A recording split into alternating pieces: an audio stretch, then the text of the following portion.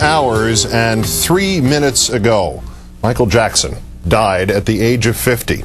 The world-famous entertainer, certainly as famous as anyone else in entertainment on the planet. And that has been true for most of the last 30 years, minimally. A figure known in this country and in others with ever-increasing volume and perhaps ever-increasing controversy. From 1969 till this day, Michael Jackson died this afternoon after cardiac arrest in Los Angeles.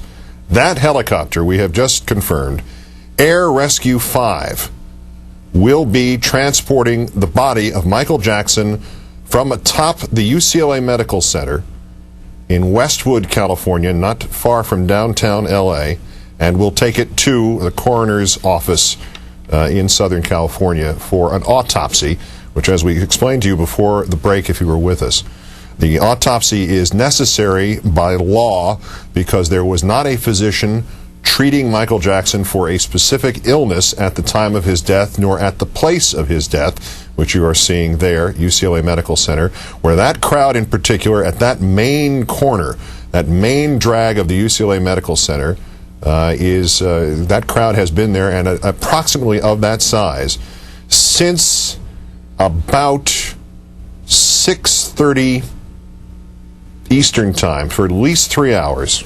That crowd has been there. There's the helicopter, the Sheriff's Department, LA Sheriff's Department, Rescue 5.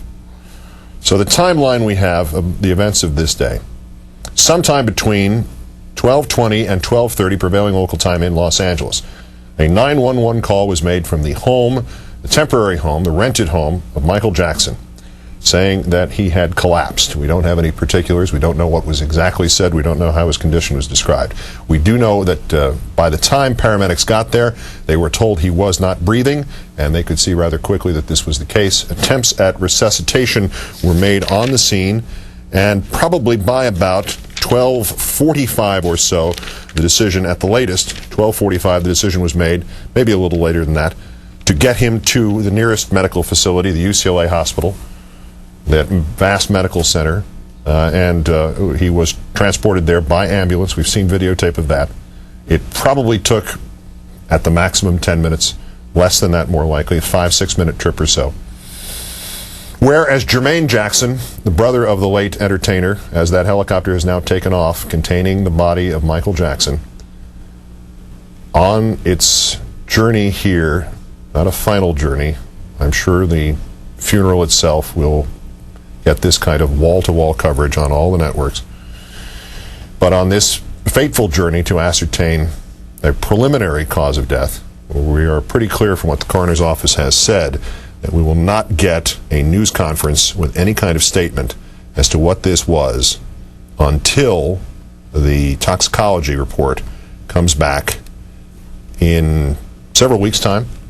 We heard Brian Oxman describing himself as a family friend, an attorney who dipped in and out of the trials of Michael Jackson, say he had been concerned for some time about the singer's use of prescription medications. We'll put it those terms. He said it a little more strongly, but I'd rather hear tape of him saying it than try to describe his tone of voice. The body is being transferred now to Mission Road in Los Angeles, which is where the LA County Coroner's Office is.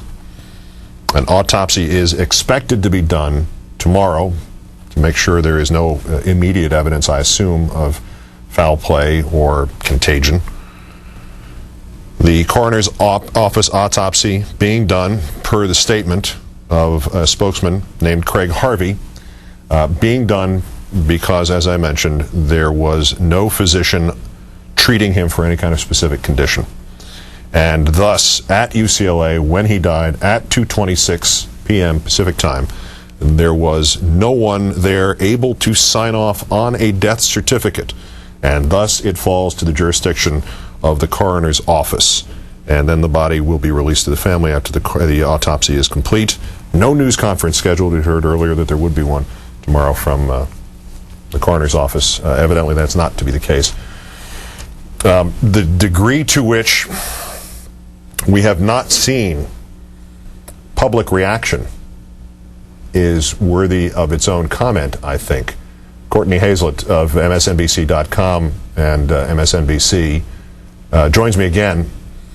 And I think that is interesting. Al Sharpton was quick out of the box at the Apollo Theater to make a quick statement and answer questions from reporters.